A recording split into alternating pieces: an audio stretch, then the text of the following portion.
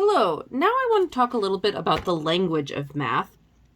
So in mathematics, like in any industry, we have different terminology that we use to express ourselves. So the first I want to talk about is variables.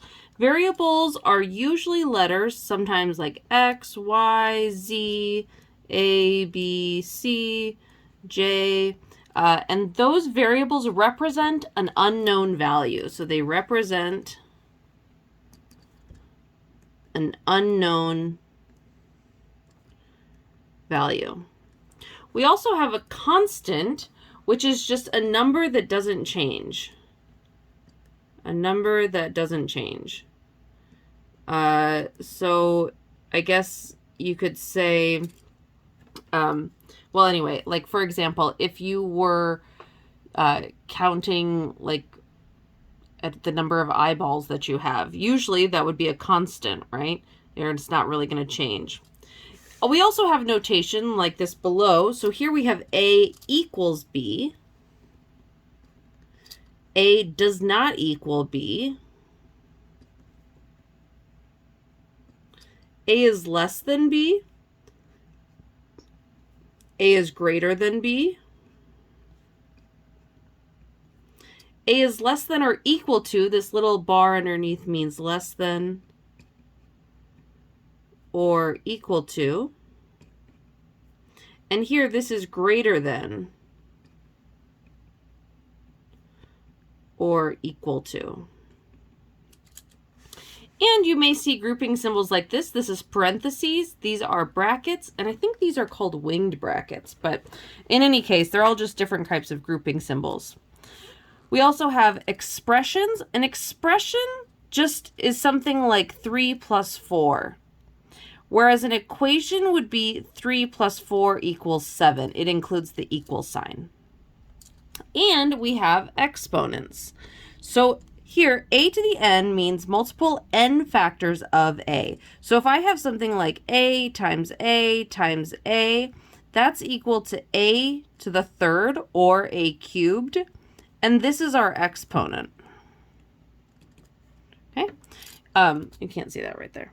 But if we have two special kinds of exponents, so if I have like x to the second power, that's squared.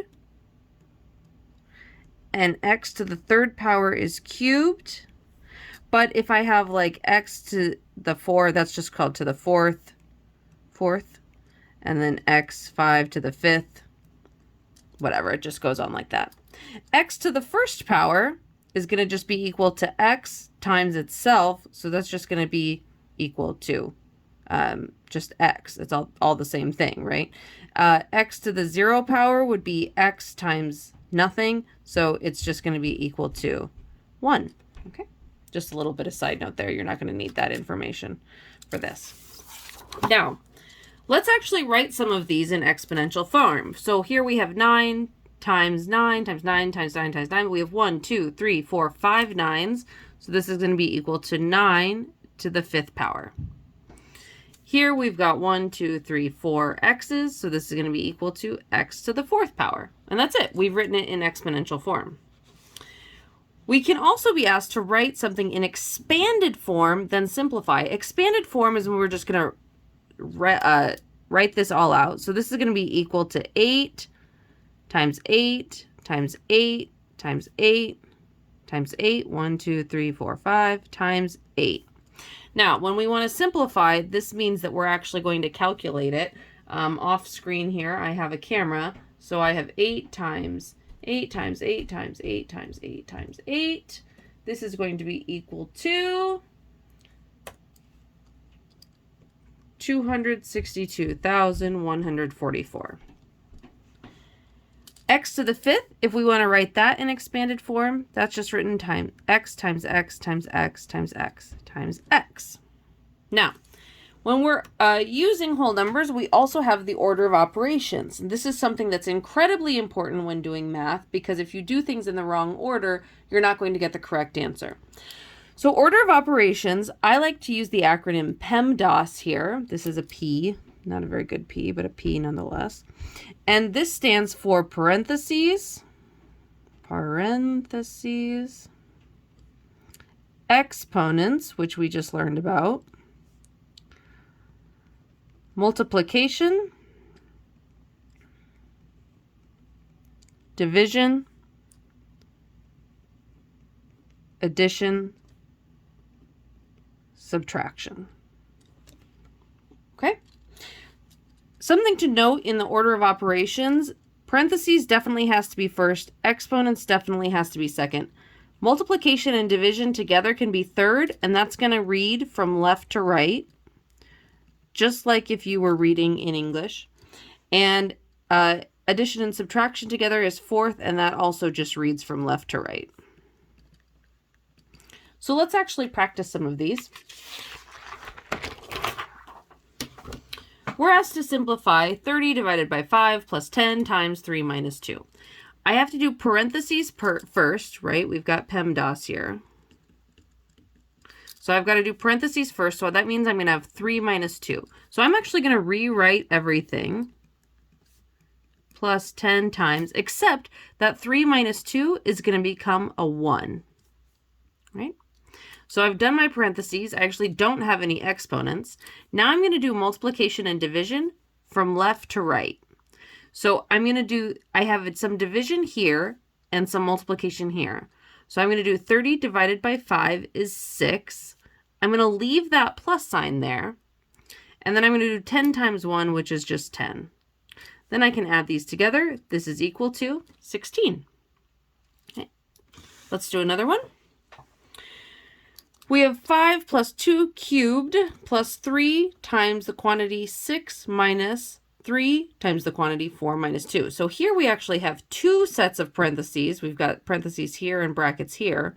We also have exponents, and we've got addition and multiplication. So when we are using parentheses, we want to go from the inside out. So I'm going to start here. I'm going to rewrite 5 plus 2 cubed plus 3 times the bracket 6 minus 3. Then I'm going to do this parentheses. 4 minus 2 is 2. Okay. Now I'm going to do what's in here, but actually I need to do this multiplication. So I'm going to have 5 plus 2 cubed plus 3 times the bracket 6 minus, I need to multiply this, 6. Okay. I still need to keep working in this bracket. So I'm going to have 5 plus 2 cubed plus 3 times the quantity. 6 minus 6 is 0. Now I'm going to go up here and keep writing because I ran out of room.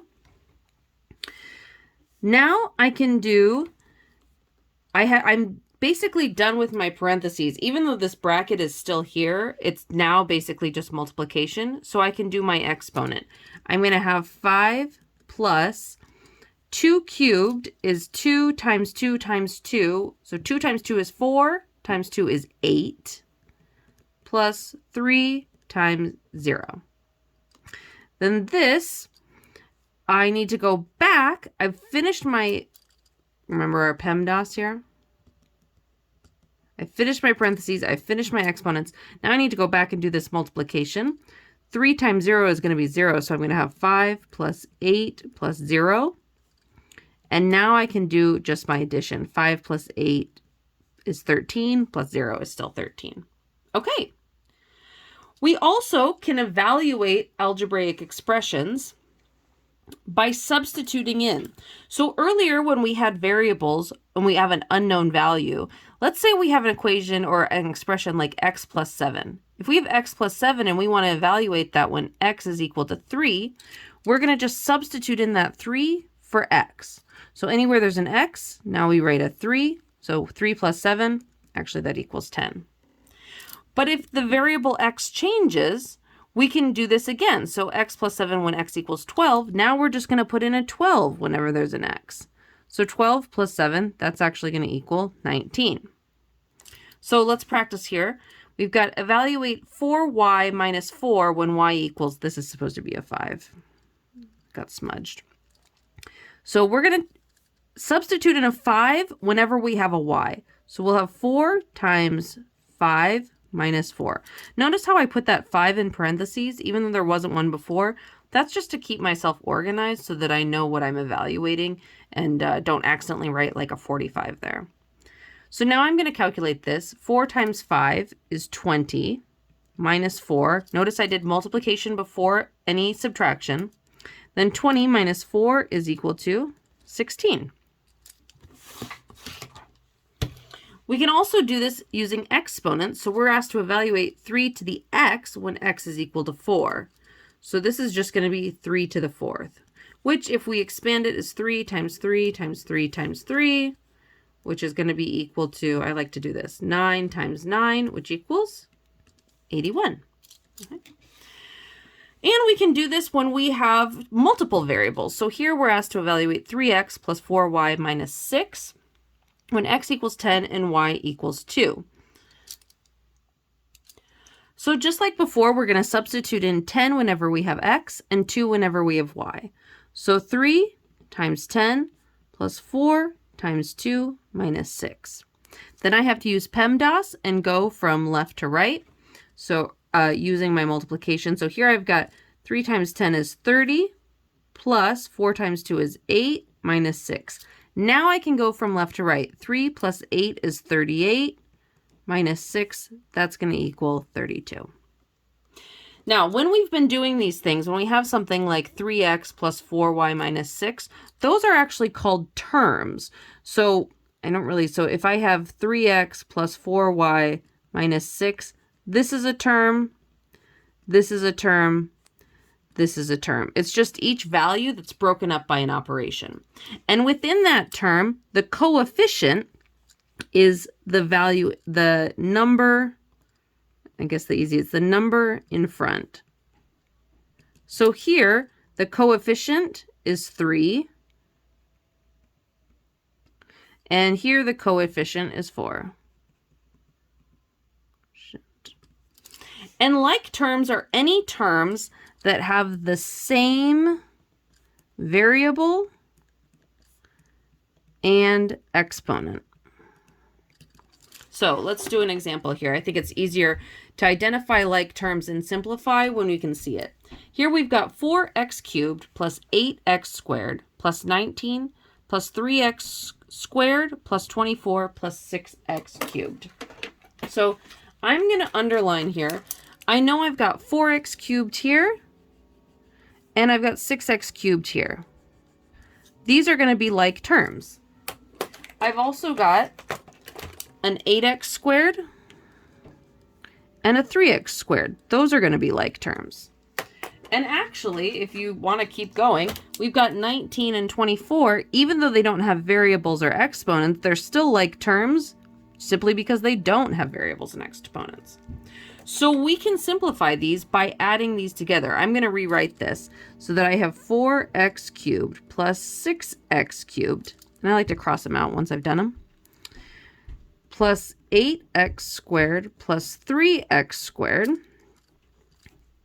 plus 19 plus 24.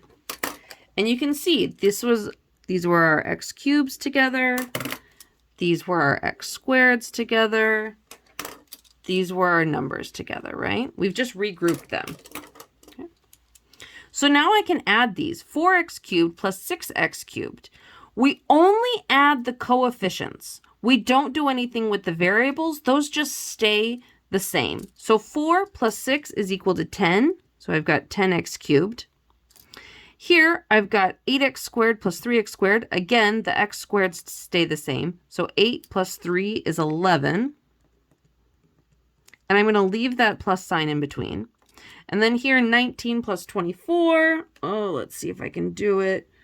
43 would be 43. So here we've got this became this.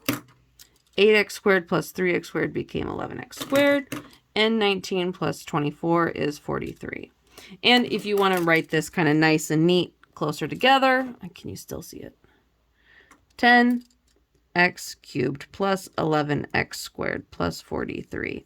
This is actually equal in value to what we started with up here. We identified the like terms, the things that were the same, and we simplified by grouping them together. Okay, let's continue on.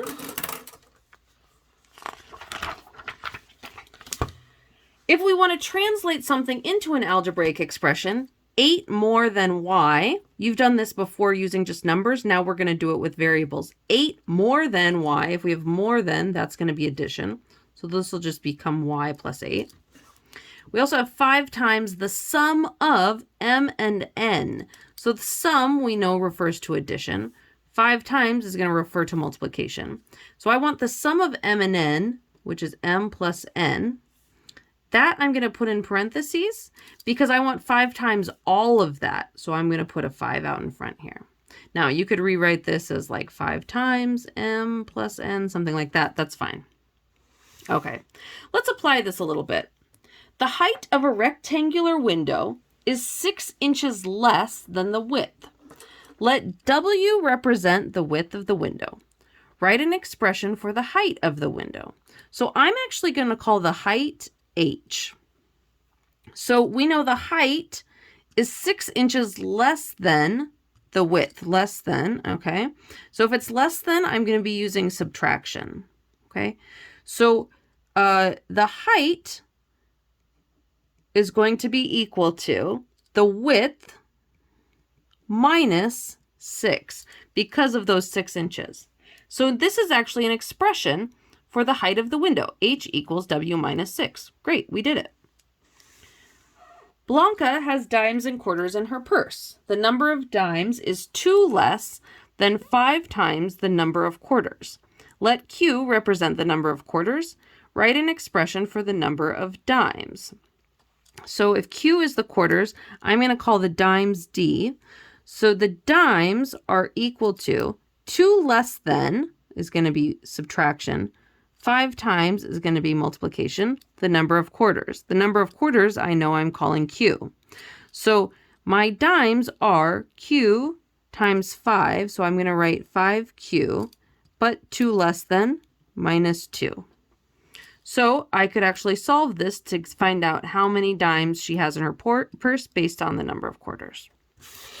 All right, and finally, before we go, I want to talk about square roots. You may have seen these before. Square root has a symbol like this. If you have a number squared, so if n squared is equal to m, then m is called the square of n, and n is the square root of m. So another way to write this using math notation, if m equals n squared, then the square root of m equals n. These are just opposites, the square root and squared, square root, squared. So some common squares that you might see a lot. 1 squared is just equal to 1 times 1, which equals 1. 2 squared is 2 times 2 is 4. 3 squared, 3 times 3 is 9. 4 squared is 4 times 4 is 16. 5 squared, 5 times 5 is 25. 6 squared, oops, not a 3. 6 times 6 is 36. 7 squared, 7 times 7 is 49. 8 squared, 8 times 8 is 64. 9 squared, 9 times 9 is 81. And 10 squared is 10 times 10, which is 100. Okay. Can you see all of those? So we are going to be asked sometimes to simplify the square root expression. Here we've got the square root of x squared. That's just going to be equal to the square root of x times x. We've got 2 of them in there. The square root is just going to be equal to x. Do you see how that's opposite of that? So square root is going to take that out. It's going to basically, this square root symbol cancels the exponent. Now here we've got 16y squared. Square root of 16y squared is the square root of 16 times y squared. We know the square root of 16 is 4, right? So this is just going to be equal to 4 times the square root of y squared is y, which you can just rewrite as 4y. Now I threw this one in here just for a little bit of fun. The negative symbol, what do we do with that? We haven't talked about negatives much yet. Well, we're just going to throw that in front and then ignore it from there on out. So the square root of 100 we know is 10. The square root of p squared is p. That's our answer. And finally, we've got the square root of 36x squared y squared. Well, the square root of 36 is 6. The square root of x is x. The square root of y squared is y. I said square root of x, I meant x squared. So our answer is just 6xy. Okay, that's simple. I will see you in class. Please bring any questions you have. Thank you.